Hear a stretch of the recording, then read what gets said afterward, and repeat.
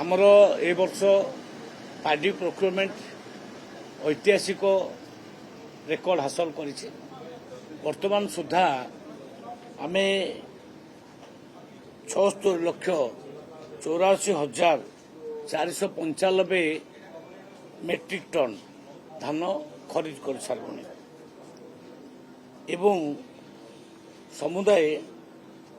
18,55,539 जन फार्मर्स तांकर धान बिकिले एवं तांको अकाउंट को चाषी मान अकाउंट को समुदाय 22,400 कोटी टंका आम दे सारू आमर लक्ष्य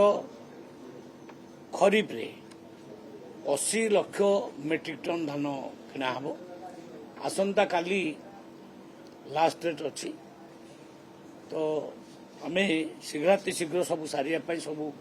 जिला अधिकारी मानक निर्देश देचु आवश्यक पड़े आउ दिन अधे आम भी दरकार पड़े बढ़े पारू ये टार्गेट अचीव करने।